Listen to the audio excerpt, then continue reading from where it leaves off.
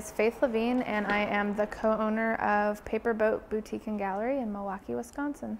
Basically, the concept of Paper Boat is to support artists who make things by hand and have small businesses. Aside from that, we also have the gallery part of the store where we have rotating gallery shows every 4 to 6 weeks. Every artist here is either from Milwaukee or, lives in Milwaukee right now or has been living in Milwaukee at some time, and we've just kept their stuff here. So everyone is local. Everyone's independent, I guess. That's the buzzword these days. A lot of the people use recycled material or clothes, and that's also encouraged. So everything is usually one of a kind, except for maybe a few screen printed t-shirts there'll be duplicates of, but almost everything is handmade. My name is Kelly Todd. I'm one of the co-founders of Broad Vocabulary. We are Milwaukee's feminist and radical bookstore. The point of the bookstore opening was to provide not only education to people in Milwaukee, feminist education, literature, but also to provide a community space with events and book clubs, discussion groups, kind of whatever people want to do here. We specialize in feminist books, but we also sell like fiction and nonfiction, progressive politics, various socio-political movements like queer movements, Black Power. I think it's a really good time in history, I guess, in American culture, for something like this to exist, because it seems like just the term indie is popular. Like, it's mainstream to think I have an indie designer make my clothes. It's mainstream to think that you go to a craft fair and there's like these hip craft fairs going on around the country and all over the world, actually. Although our main goal is to support independent artists, and that kind of blurs into art, craft, and design. And when it comes to using the word underground attached to anything, in this day and age, I think it's really difficult to have anything that's underground because of the internet. I think parts of, there's different aspects of the store that some of it is mainstream. You will be able to find some things here that you could find elsewhere, like various fiction, whatever.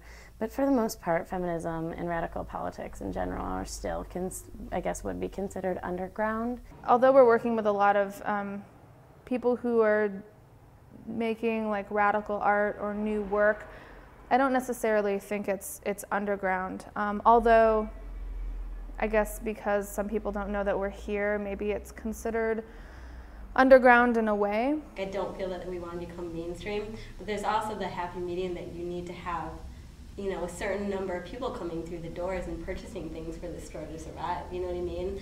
Like, we're not in it for the money. We don't make any money. We're in it so the store can survive, but you need people in here for that to happen.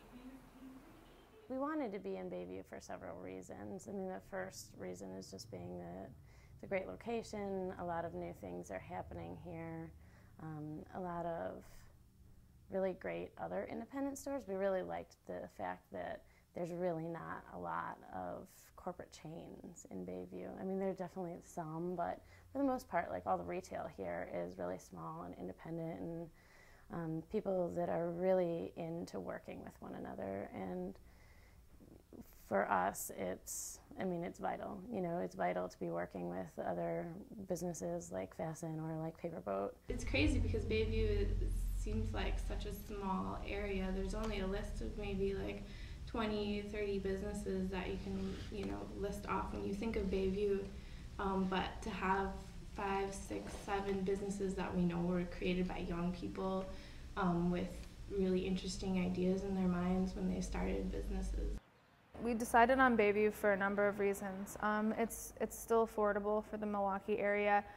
There's an influx of younger people moving into the area, which we were dependent on for our shoppers, and it had a safe sort of neighborhood feeling. Bayview is an affordable place to have a business, and I think that's something that's advantageous for you know, the community itself, because now more people will come here from the ground up and create these really interesting places.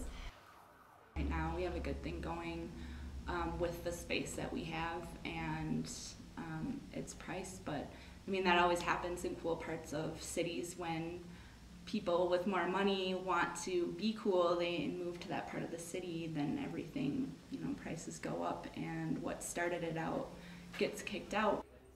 I mean, for us, we don't own this building, and I know that, you know, a lot of the businesses that you were mentioning before don't always own the businesses that they're in. So I think it's really up to the property owners to make that decision, and hopefully they value independent businesses, and they value the uniqueness that they add to their neighborhood. I think that people like coming to Bayview because it isn't like every other neighborhood. You know, it's not just like weird urban sprawl. It actually has an appeal to people that they can't find, the things that they find in Bayview they can't find in other neighborhoods. Our hopes for being in Bayview as a growing community are definitely long-term.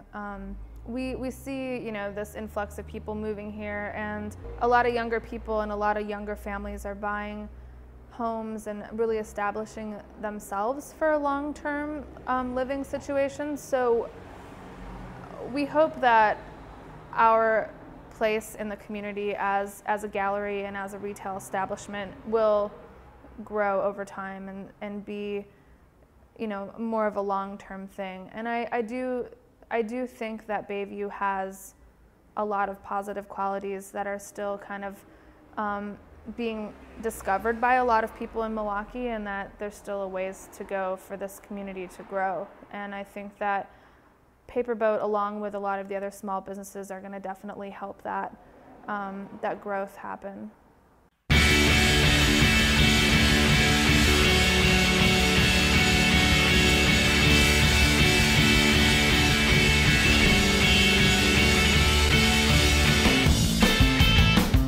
Is this what you're looking for?